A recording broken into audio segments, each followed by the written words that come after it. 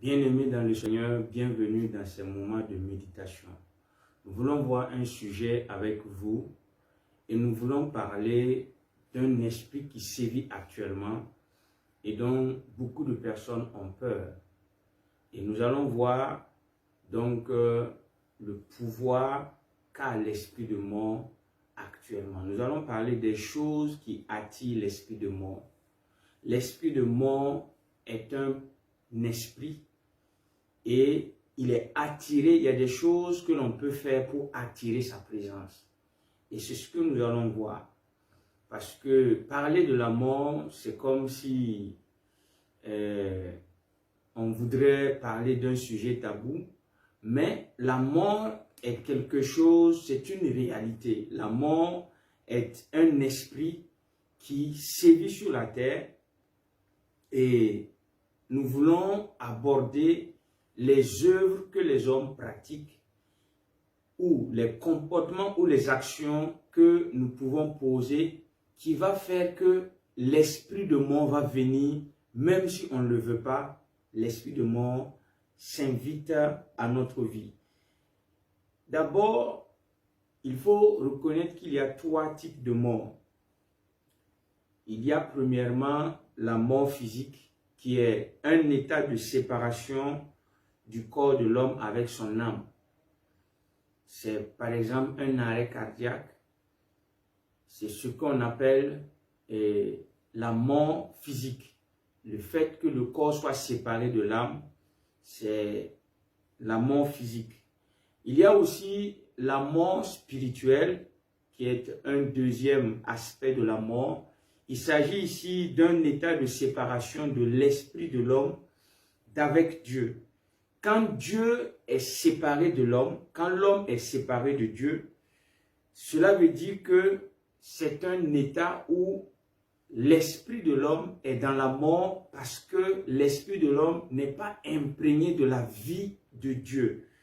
Et nous voyons que dans 1 Timothée 5, le verset 6, la Bible nous dit que il y a des personnes, il s'agit ici des femmes, il parle de femmes, 1 Timothée 5, le verset 6, il dit, mais celle qui vit dans les plaisirs est morte, quoique vivante.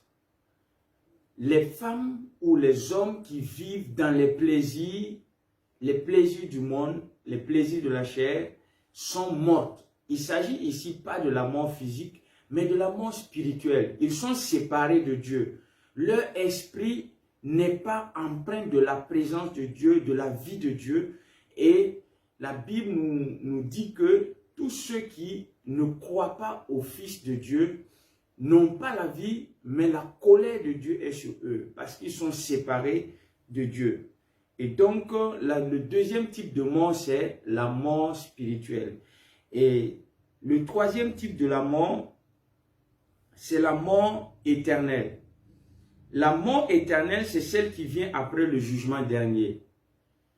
C'est celle qui condamne l'homme pour l'éternité à être séparé de Dieu en enfer. Et donc, c'est un type de mort qui enlève à l'homme toute opportunité de revenir à Dieu. Nous pouvons voir dans Hébreux 10, le verset 26, Hébreux 10, le verset 26, où l'épître nous parle, l'épître aux Hébreux, il est dit, car si nous péchons volontairement après avoir reçu la connaissance de la vérité, il ne reste plus de sacrifice pour les péchés, mais une attente terrible du jugement et l'ardeur d'un feu qui dévorera les rebelles. Amen. Donc nous voyons ici que la mort éternelle, c'est celle qui vient après que nous soyons morts physiquement et aussi morts spirituellement. Et devant le trône de Dieu, le jugement qui est scellé est appelé la mort éternelle, où on est jeté dans le feu de l'enfer pour l'éternité. Jusque dans l'éternité.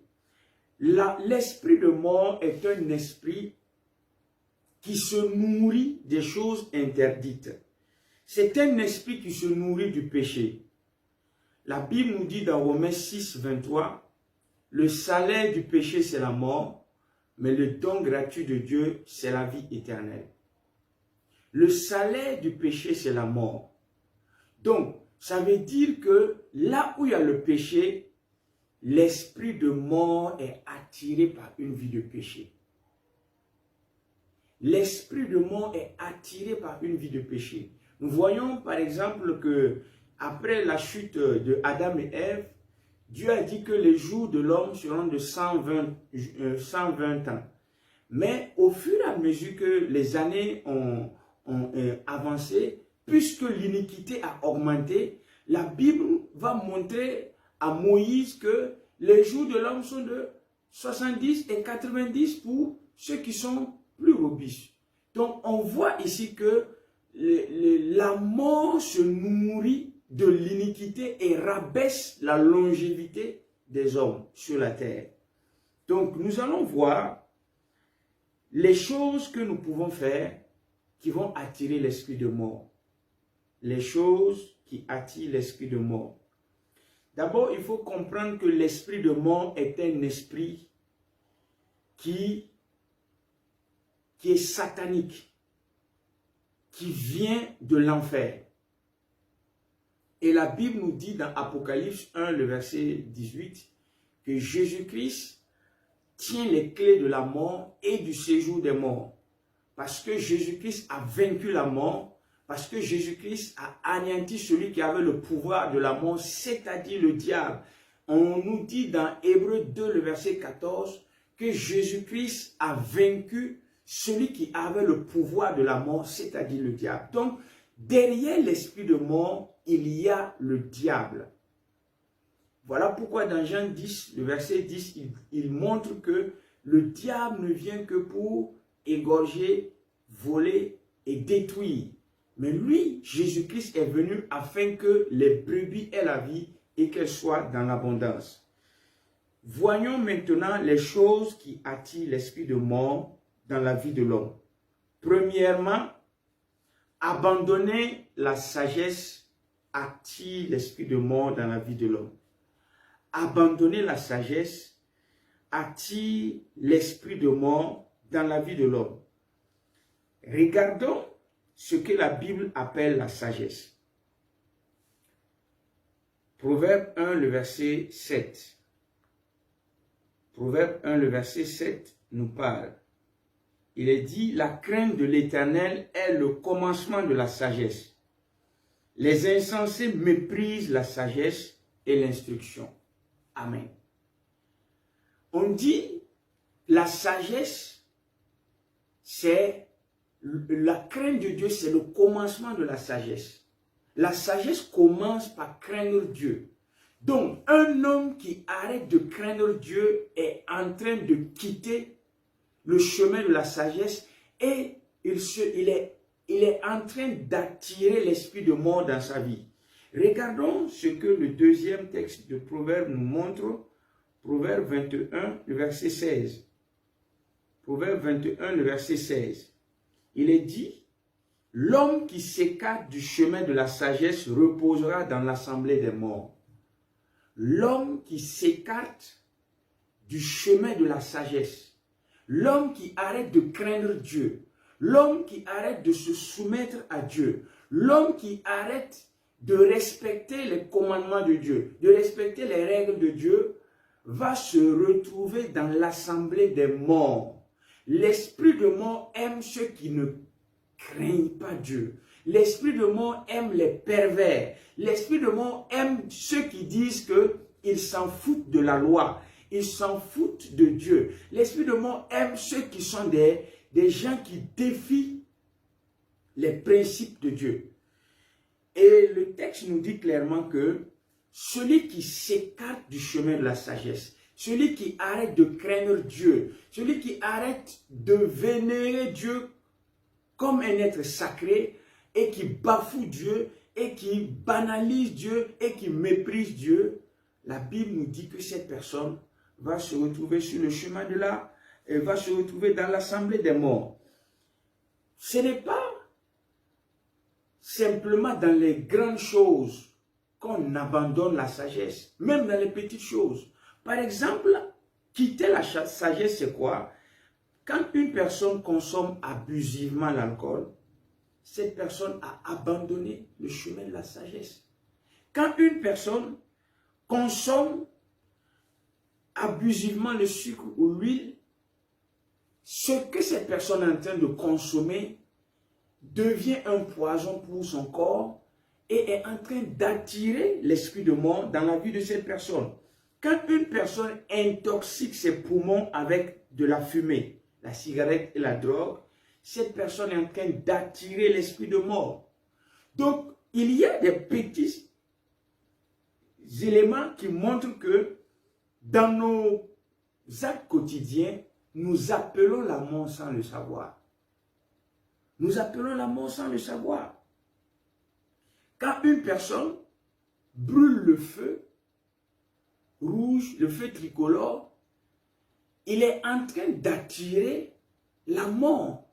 Parce que le non-respect des règles va faire qu'un jour, cette personne peut se retrouver parmi les morts. Donc, nous devons comprendre que l'abandon de la sagesse, l'abandon de la crainte de Dieu, l'abandon des règles, l'abandon du respect des principes va attirer la destruction, va attirer la mort dans la vie de l'homme. Donc, nous voyons certaines personnes qui pensent que ce qu'ils font, ça ne regarde personne, c'est leur vie, ils font ce qu'ils veulent. La Bible déclare que si vous abandonnez le chemin de la sagesse, vous allez vous reposer dans l'assemblée des morts. Que le Seigneur délivre quelqu'un de l'esprit de mort qu'il était en train d'attirer par l'abandon de la sagesse au nom de Jésus. Amen. Deuxième attitude qui attire l'esprit de mort dans la vie des hommes, c'est la rébellion contre Dieu et ses institutions.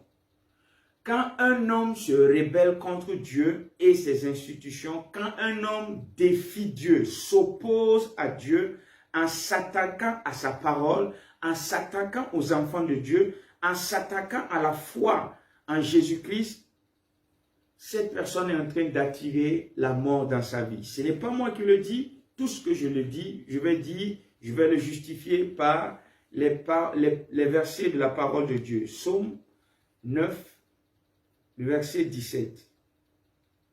Psaume 9, le verset 17. Les méchants se tournent vers le séjour des morts. Toutes les nations qui oublient Dieu. Les méchants se tournent vers le séjour des morts. Toutes les nations qui oublient Dieu. On nous dit ici que les méchants se tournent vers le séjour des morts. Les méchants, c'est qui? C'est ceux qui défient Dieu. C'est ceux qui rejettent Dieu. C'est ceux qui montrent qu'ils n'ont pas peur de Dieu, qu'ils peuvent s'opposer à Dieu. C'est ceux qui méprisent l'autorité de Dieu. On dit que ces personnes-là se tournent vers le séjour des morts.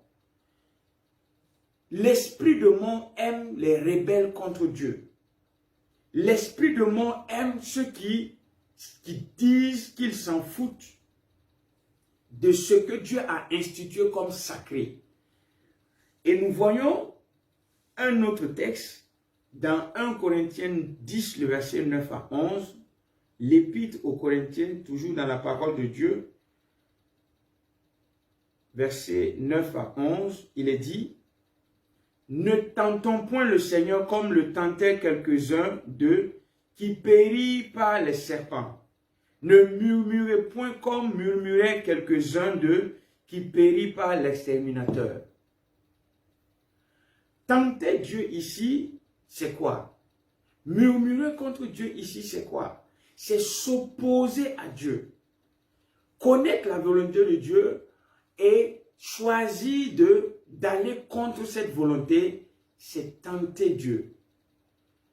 Murmurer, se plaindre contre Dieu, c'est un acte de rébellion. Et ça attire l'esprit de mort. Et on nous dit que quand quelqu'un se plaint contre Dieu, quand quelqu'un murmure contre Dieu, quand quelqu'un s'en prend à Dieu, la mort vient contre lui. L'esprit de mort aime les plaignants contre Dieu. Ceux qui se plaignent de Dieu. Ceux qui disent que ce que Dieu fait, c'est pas bien. Ceux qui en veulent à Dieu, ces personnes-là sont dans l'esprit de la rébellion. Et la Bible nous dit que le diable, c'est un opposant. C'est l'adversaire. Et son esprit, c'est l'esprit de la rébellion. Donc, si quelqu'un s'oppose à Dieu, cette personne est en train de recevoir l'esprit du diable, qui est aussi l'esprit de la mort, et cet esprit vient dans la vie de la personne. Continuons avec le psaume 37, le verset 38. Le psaume 37, le verset 38 nous parle. Psaume 37, le verset 38. Il est dit, mais les rebelles sont tous anéantis. Les rebelles sont tous anéantis. La postérité des méchants est retranchée.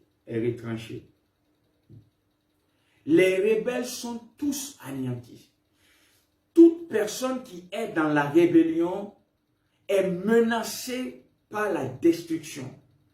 Toute personne qui est dans l'opposition vis-à-vis de Dieu et vis-à-vis de ses institutions. Par exemple, il y a des gens qui disent, je m'en fous du mariage, je veux vivre dans le concubinage, je veux m'amuser avec les femmes ou avec les hommes. Vous êtes en train d'attirer l'esprit de mort dans votre vie. Il y a des gens qui veulent vivre sans règles, le libertinage. Vous êtes en train d'attirer l'esprit de mort contre vous. Il y a des gens qui veulent vivre dans la débauche. Vous êtes en train d'attirer l'esprit de mort contre vous. Et la Bible dit que les rebelles sont anéantis.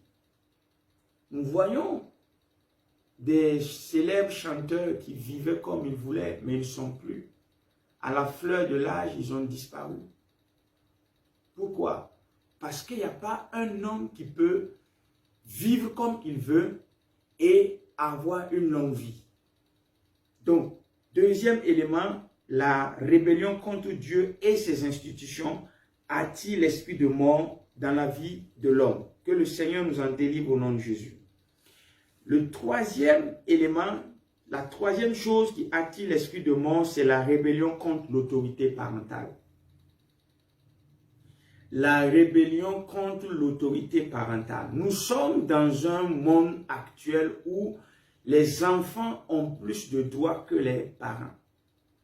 Sous prétexte qu'ils sont vulnérables, sous prétexte qu'ils sont faibles, il faut les protéger. On a tellement protégé les enfants que les enfants s'arrogent le droit de mépriser l'autorité de leurs parents. Regardons ce que la Bible nous enseigne. Dans 1 Samuel 2, le verset 25, il y a des enfants qui étaient rebelles à leurs parents. Ce sont les enfants du sacrificateur Élie. Et voici ce que la Bible nous dit. La Bible nous dit, Élie, leur papa, était fort âgé et il apprit comment ses fils, nous lisons dans le verset 22, 1 Samuel 2, le verset 22. Élie était fort âgé et il apprit comment ses fils agissaient à l'égard de tout Israël. Il apprit aussi qu'il couchait avec les femmes qui s'assemblaient à l'entrée de la tente d'assignation. C'étaient des enfants rebelles, pervers, ils n'ont pas la crainte de Dieu. C'est à l'église, dans la maison de Dieu, que eux, ils allaient pour commettre leur forfait. Coucher avec les filles ou les femmes qui venaient pour offrir des cultes à Dieu. Et la Bible nous dit que il le faisait à l'entrée de la tente d'assignation. La tente d'assignation, c'était le lieu de rencontre entre Dieu et son peuple. Ça veut dire que né à né de Dieu, il le faisait nez à nez. avec Dieu, sans crainte, au mépris de Dieu. Le verset 25 nous dit, c'est Élie qui parle, il dit, si un homme pêche contre un autre homme, Dieu le jugera. Mais s'il pêche contre l'Éternel, qui intercédera pour lui? Et ils n'écoutaient point la voix de leur père. Ces enfants n'ont pas écouté la voix de leur père. Et la Bible nous dit, car l'Éternel voulait les faire périr. L'Éternel voulait les faire mourir.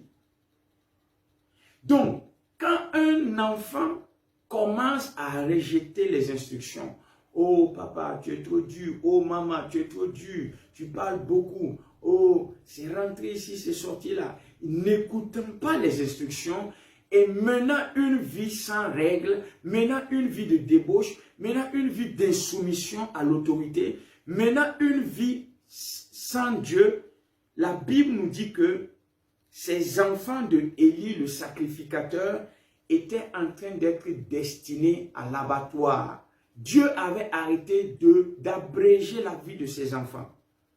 Pourquoi? Parce qu'ils étaient rebelles à l'autorité de leur père.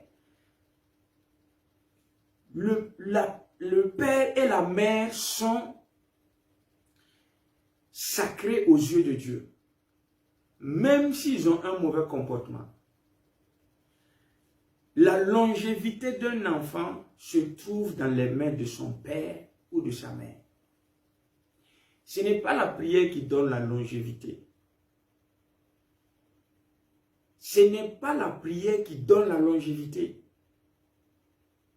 Un enfant qui veut vivre longtemps doit honorer son père et sa mère. C'est ce que le texte de Éphésiens 6, le verset 1 à 3 nous dit. Nous allons le lire, Éphésiens 6, le verset 1 à 3. Enfants, obéissez à vos parents selon le Seigneur, car cela est juste. Honore ton père et ta mère, c'est le premier commandement avec une promesse, afin que tu sois heureux et que tu vives longtemps sur la terre. Afin que tu sois heureux et que tu vives longtemps sur la terre. On peut être spirituel, mais si on n'honore pas son père et sa mère, on ne va pas accomplir le nombre d'années que Dieu a prévu pour nous. Parce qu'on aurait manqué de sagesse. C'est une institution de Dieu. Les parents sont une institution de Dieu. Et on doit honorer les parents, pas parce que les parents sont corrects, mais parce que Dieu le demande. Un père ou une mère peut ne pas être correct, mais on doit l'honorer parce qu'on craint Dieu. Parce que Dieu est derrière mon père, Dieu est derrière ma mère. C'est Dieu qui va juger les parents qui se comportent mal. Mais ce n'est pas les enfants, ce ne sont pas les enfants qui doivent juger les parents. Donc, on nous dit clairement que les enfants de Élie qui n'ont pas écouté Élie, la Bible a dit que la mort est venue les frapper. Et le principe établi par l'épître aux Éphésiens, l'apôtre Paul, il dit, obéis à ton père et à ta mère pour avoir une longue vie. Ce n'est pas autre chose qui nous donne la longévité. C'est le respect des parents, le respect du père et de la mère qui nous accorde cela. Si nous lisons dans Proverbe 20, le verset 20, Proverbe 20, le verset 20, la Bible nous parle toujours, il est dit, si quelqu'un maudit son père et sa mère, sa lampe s'éteindra au milieu des ténèbres. Si quelqu'un maudit, si quelqu'un parle mal, nous sommes dans une génération où les enfants n'ont pas peur de mal parler aux parents. Ils n'ont pas peur de se moquer des parents. Mais la Bible déclare, si quelqu'un maudit son père et sa mère, sa lampe s'éteindra au milieu des ténèbres. Ça veut dire que cette personne sera visitée par la mort. comprenons une chose. Pourquoi tu es jeune? Tu dors et puis tu vois chaque fois la mort dans ta vie. Regarde comment tu respectes tes parents, tu respectes ton père, tu respectes ta mère.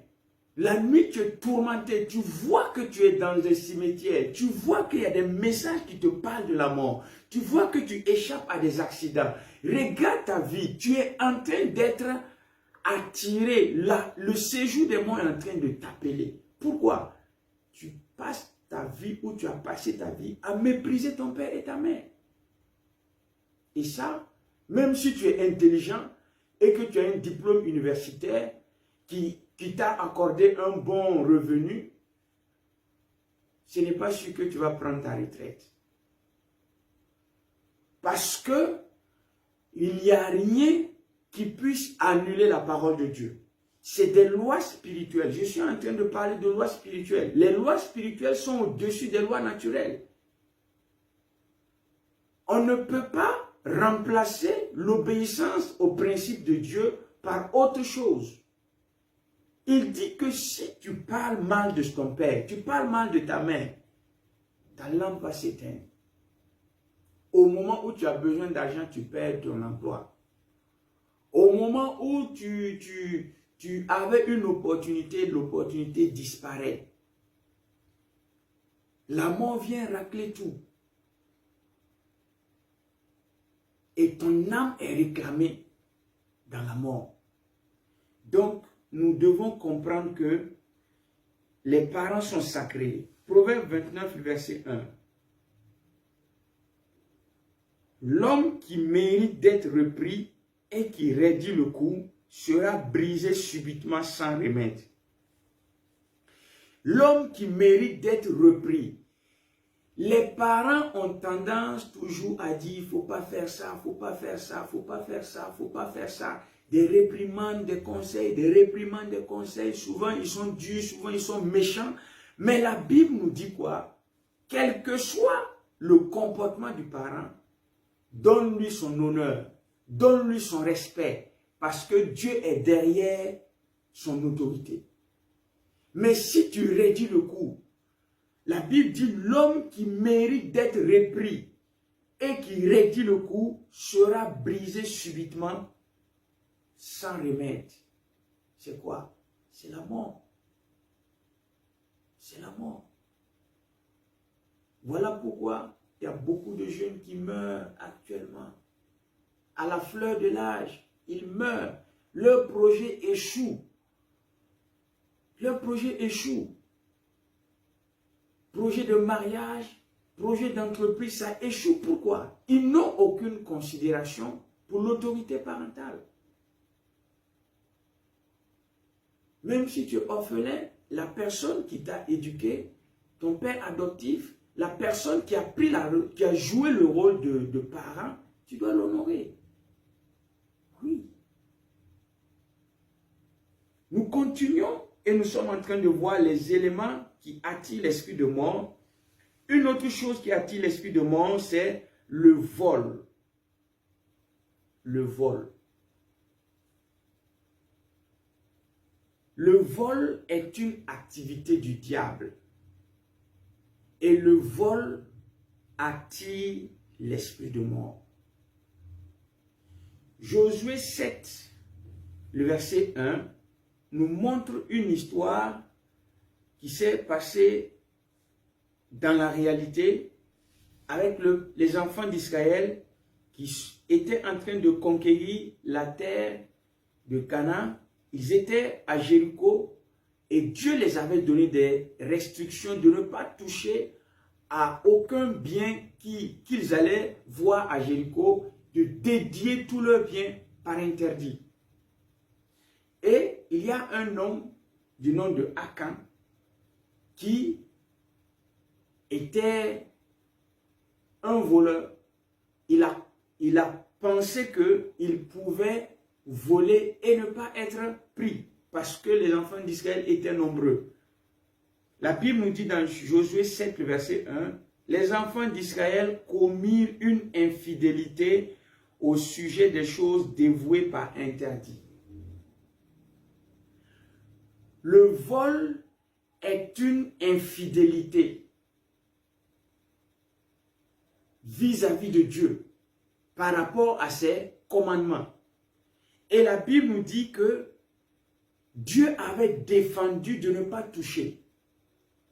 Dans les 10 commandements, il y a ce principe qui dit « Tu ne voleras pas ». Tu ne voleras pas. Et aujourd'hui, voler semble être le moyen par lequel on peut être riche, on peut s'enrichir facilement. Des médecins volent des patients, des malades, sans pudeur. Sans pudeur. Des pasteurs volent leurs fidèles, sans pudeur, volent leur église, sans pudeur. Le vol est partout. Les politiciens, partout il y a le vol. Partout il y a le vol.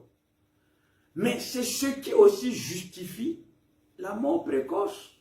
C'est ce qui fait aussi qu'il y a une multiplication des décès.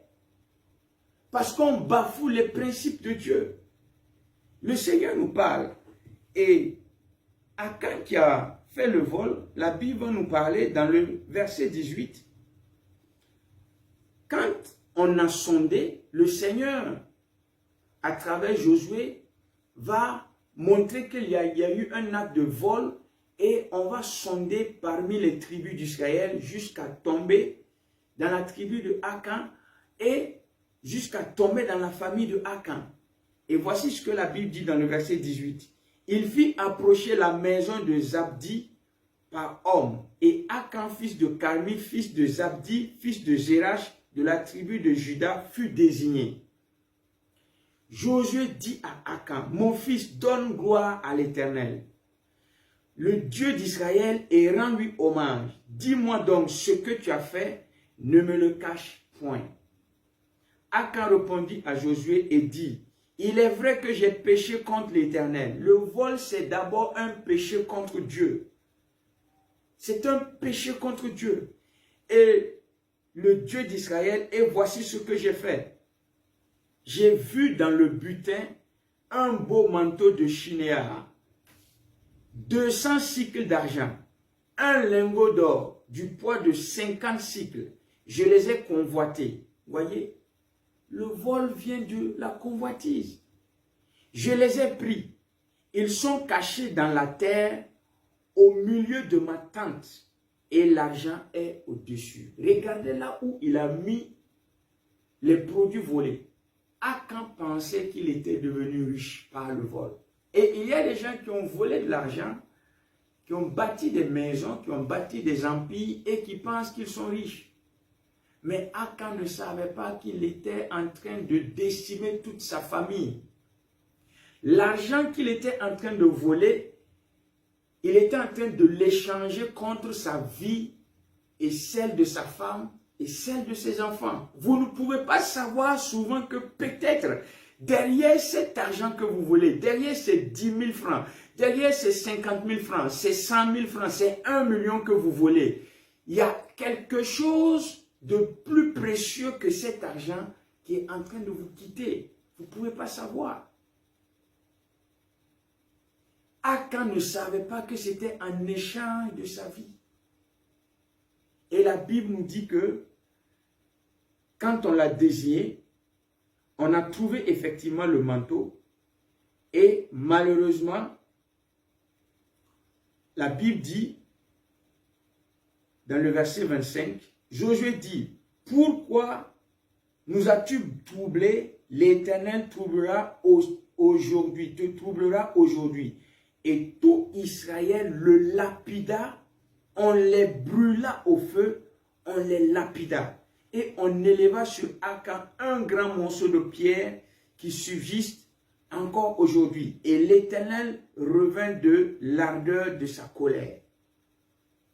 Les voleurs irritent le cœur de Dieu. Les voleurs irritent le cœur de Dieu. Les autorités qui volent irritent le cœur de Dieu.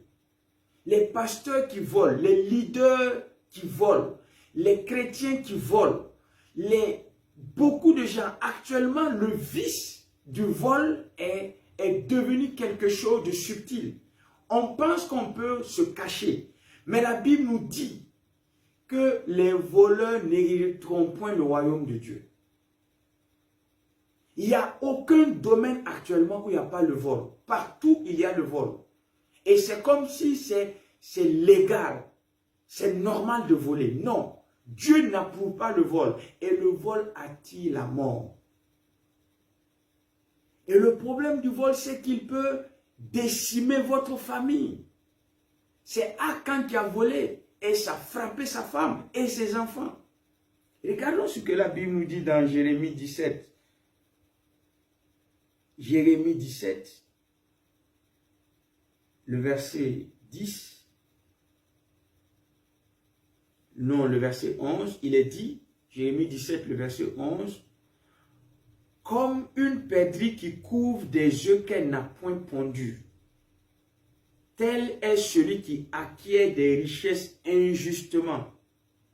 Au milieu de ses jours, il doit les quitter, et à la fin, il n'est qu'un insensé. Comme une perdrix qui couvre des œufs qu'elle n'a pas pondus, au milieu de ses jours, il doit les quitter. Et à la fin, il n'est qu'un insensé. » Nous avons vu en début de ce message que celui qui abandonne le chemin de la sagesse va se retrouver dans l'assemblée des morts. Et on nous parle ici que quelqu'un qui vole est un insensé, il est fou. Et nous savons le sort qui est réservé aux fous, c'est la mort. Et nous avons vu avec Achan. C'est un acte de folie que de voler. Parce que le vol attire la mort. Si vous étiez en train de voler quelqu'un, arrêtez de voler. Si vous étiez en train de voler Dieu, pour les chrétiens, arrêtez de voler Dieu. Parce que le vol attire l'esprit de mort. C'est un acte de folie que d'entretenir une vie de vol. Nous voyons que Judas, dans Jean 12, le verset 6, l'évangile de Jean 12, le verset 6, nous dit que Judas était un voleur. Et nous savons ce qui est arrivé à Judas Iscariote. Judas était un voleur. Judas Iscariote était un voleur. Et la mort prématurée l'a frappé. C'était un serviteur de Dieu extraordinaire. Mais il était aussi un voleur. Le vol touche toutes les couches. Toutes les couches. Parce qu'il y a des brebis galeuses partout. Voilà pourquoi cette parole est venue pour s'adresser à quelqu'un pour dire, quelle que soit la position que tu occupes, arrête de voler. Parce que derrière ce vol-là, tu peux perdre ta santé, tu peux perdre ta longévité, tu peux perdre même ta famille. La mort prématurée peut venir te ravager avec ta famille. Une autre chose qui attire l'esprit de mort, une personne qui vit dans la haine.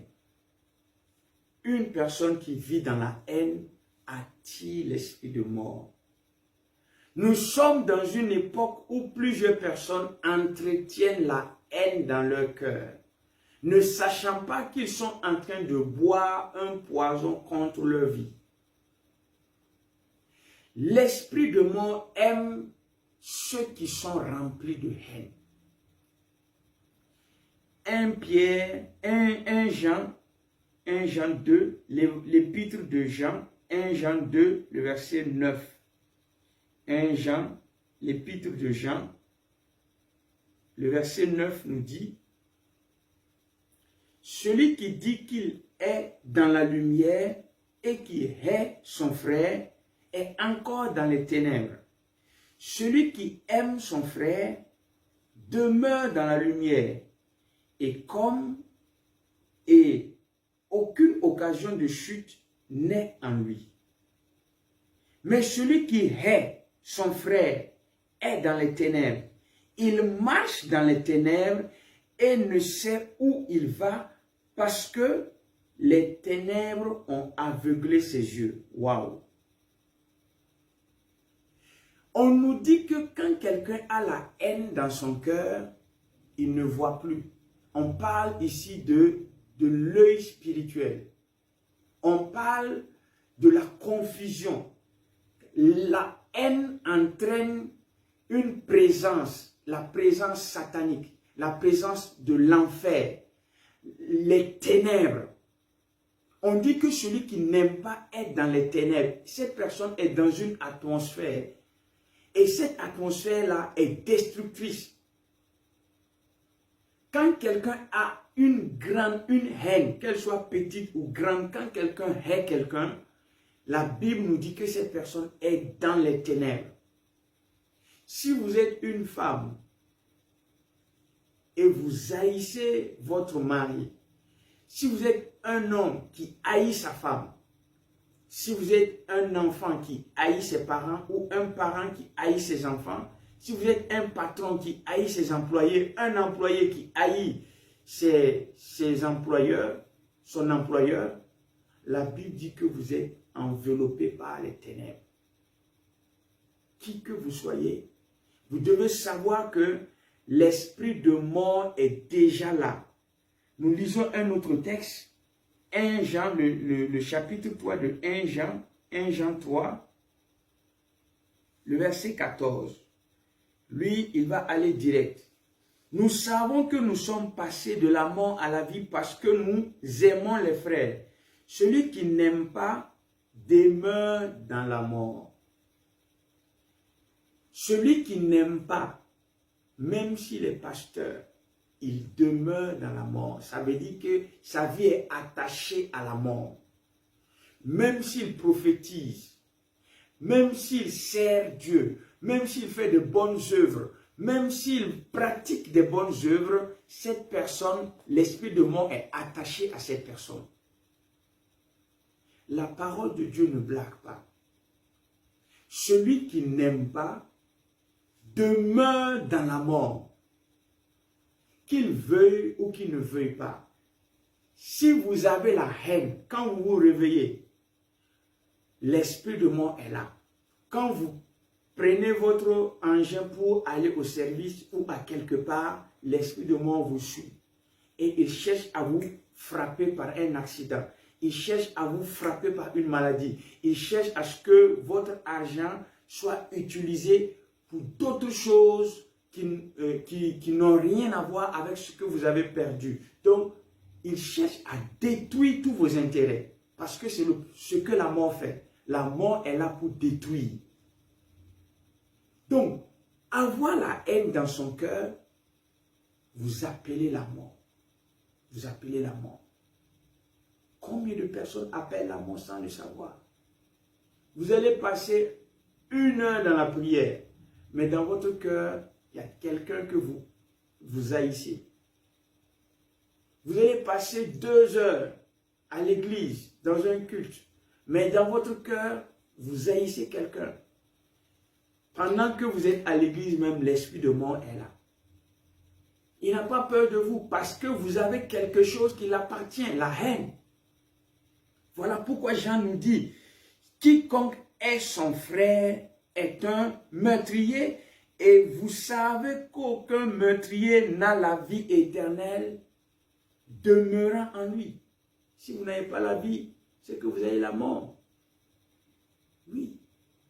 Celui qui n'a pas la vie, il a la mort. Donc, la haine attire l'esprit de mort. Et pour aller vers la fin, la tristesse profonde.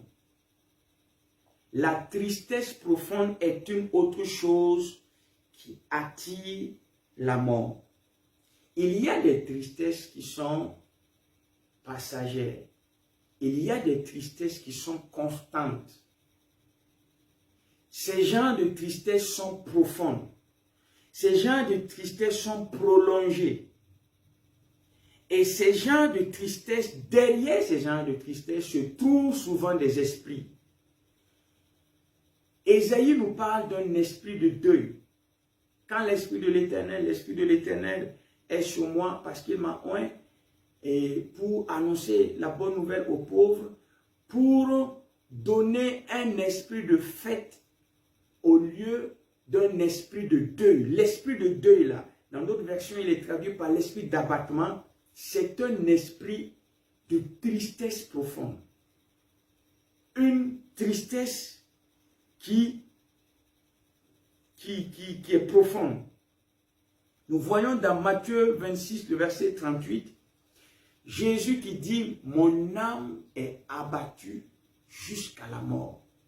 Voyez, c'est une tristesse qui attire votre âme à la mort. Il y a des personnes qui peuvent être là et qui désirent la mort parce qu'ils sont dans une tristesse et cette tristesse les amène à aimer la mort, à désirer quitter la terre avant l'heure. C'est un esprit de mort qui est derrière cette tristesse. C'est un esprit de mort qui est derrière cette tristesse. Et vous ne devez pas jouer avec cela. Vous devez dire non, je rejette cet esprit de mort, je rejette cette tristesse. Ce n'est pas normal que je sois constamment dans la tristesse. Surtout si vous êtes chrétien. Oui. Parce que si on est chrétien, on a l'esprit de Dieu. Et le fruit de l'esprit, c'est l'amour et la joie. La joie fait partie des signes qui montrent que nous avons le Saint-Esprit. On peut être attristé par un événement, ça c'est passager. Mais quand on est constamment dans la tristesse, ça montre que au lieu de l'esprit de vie, il y a l'esprit de mort qui est en train de prendre la place. Alors, il faut en ce moment prier pour rejeter cet esprit de mort. La Bible nous parle de la tristesse constante. Proverbe 15, le verset 13. Proverbe 15, le verset 13 nous parle. Il est dit, un cœur joyeux rend le visage serein, mais quand le cœur est triste, l'esprit est abattu. Quand le cœur est triste, l'esprit est abattu. Et nous savons que l'esprit de Dieu n'est pas un esprit d'abattement. L'esprit de Dieu est un esprit de joie. Donc, quand l'esprit est dans l'abattement, ça veut dire qu'il y a un autre esprit qui est là. C'est la mort. C'est la mort. Vous ne pouvez pas vous réjouir de ce que vous êtes constamment dans la tristesse. Regardons encore ce qui est plus grave dans Proverbe 17, le verset 22. Il est dit, un cœur joyeux est un bon remède, mais un esprit abattu, c'est dit quoi? Un esprit abattu. On voit ici le deuil, l'esprit de mort dessèche les eaux. Mais l'esprit abattu dessèche les eaux. La tristesse attire la mort, la tristesse attire la maladie, ce qu'on appelle la dépression. Constamment dans la tristesse, constamment dans la mélancolie, constamment. C'est un mauvais sentiment qui est imposé par un esprit. Et nous devons comprendre que nous devons rejeter cela. Si vous êtes oppressé par l'esprit de mort, et vous êtes constamment dans la tristesse, sachez une chose, vous devez rejeter cela. Sinon, vous êtes en train d'inviter la mort dans votre âme. Que le Seigneur vous délivre de cette oppression de l'esprit de mort au nom de Jésus. Amen. Pour terminer, le péché du sexe attire l'esprit de mort. Le péché du sexe attire l'esprit de mort. Le sexe est une bénédiction quand il est bien utilisé dans les règles que Dieu a établies. Mais quand le sexe est utilisé hors des règles de Dieu, cela attire la mort. L'esprit de mort aime les débauchés sexuels. L'esprit de mort aime les débauchés sexuels. Ceux qui vivent dans la débauche sexuelle, la dépravation sexuelle. L'esprit de mort aime les prostituées. L'esprit de mort aime les jeunes hommes qui se changent les filles, qui couchent à gauche, à droite avec les filles, ou les hommes qui trompent leurs femmes. L'esprit de mort aime les débauchés sexuels. Regardons ce que la Bible nous dit. Dans Proverbe 2, le verset 16, il est dit, pour te délivrer, c'est un père qui donne un conseil à son fils, il dit, pour te délivrer de la femme étrangère, de l'étranger qui emploie des paroles doucereuses. Il est en train de parler, pas d'une femme étrangère qui n'est pas du pays ou de la ville, mais une femme prostituée. Dans la Bible, on appelle les femmes prostituées des femmes étrangères, c'est-à-dire des femmes inconnues. On ne les connaît pas. Donc, il dit, pour te délivrer de la femme prostituée qui emploie des paroles doucereuses, qui abandonne l'ami de sa jeunesse, qui oublie l'alliance de son Dieu. Regardez, une personne, une femme qui abandonne l'ami de sa jeunesse, c'est-à-dire la femme, le mari de l'alliance, c'est-à-dire la personne avec qui elle s'est mariée, elle s'est séparée de cette personne. Elle abandonne, elle oublie l'alliance de son Dieu.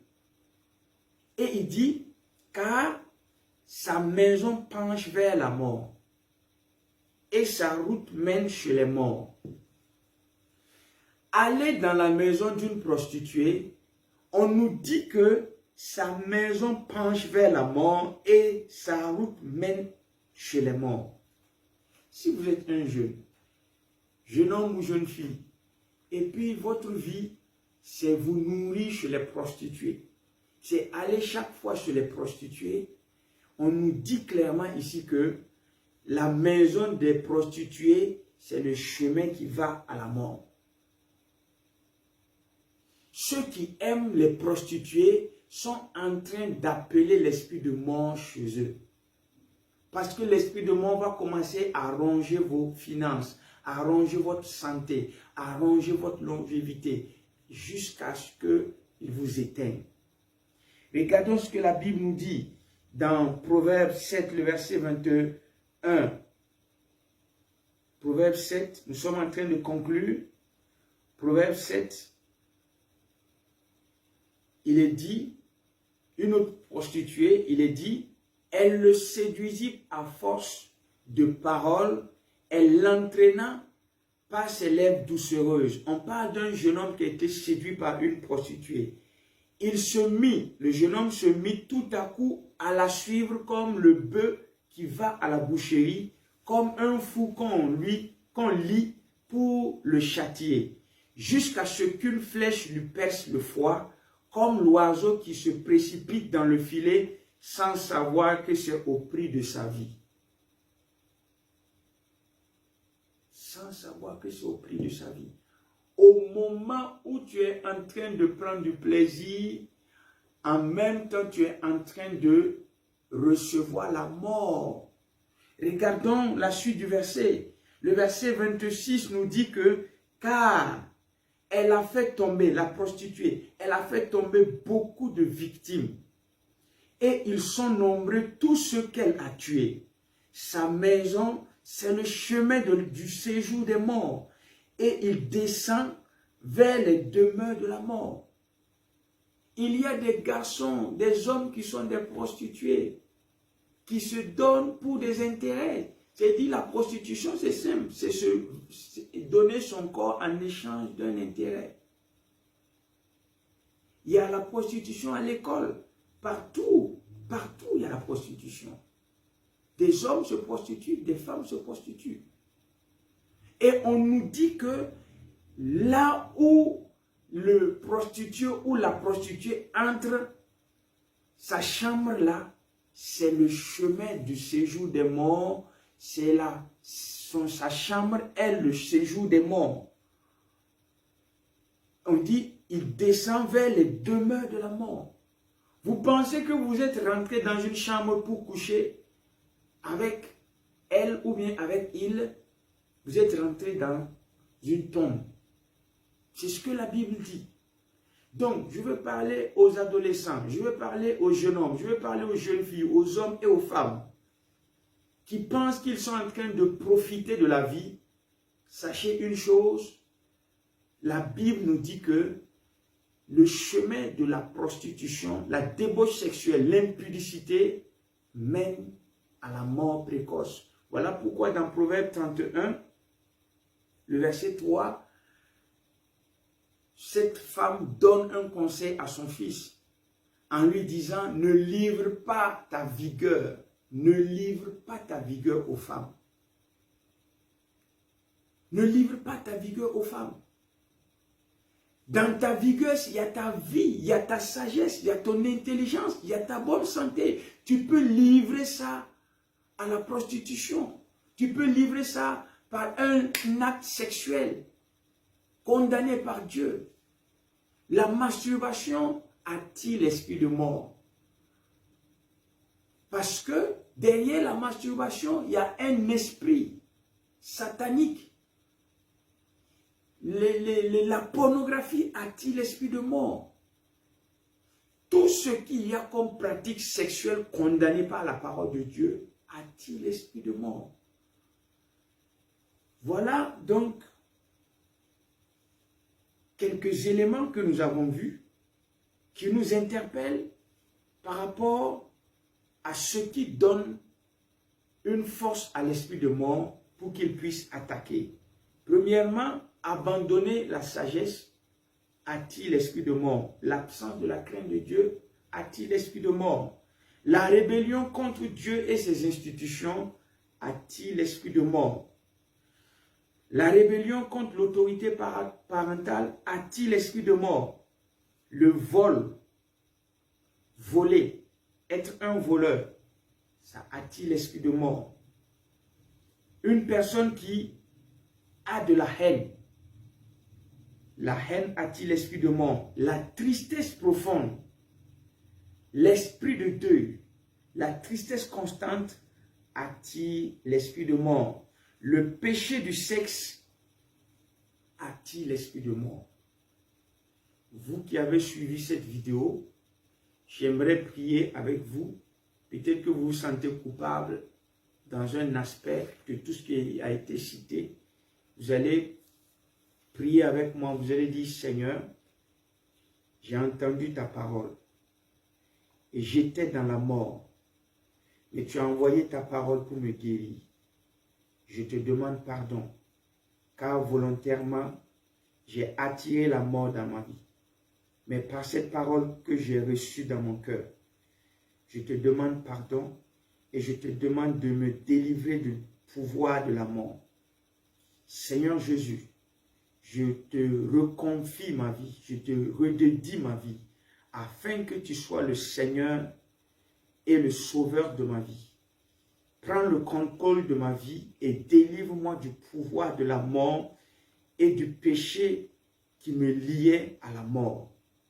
Seigneur Jésus, restaure ma vie et donne-moi ton esprit de vie et arrache-moi des liens de la mort qui agissaient dans ma vie.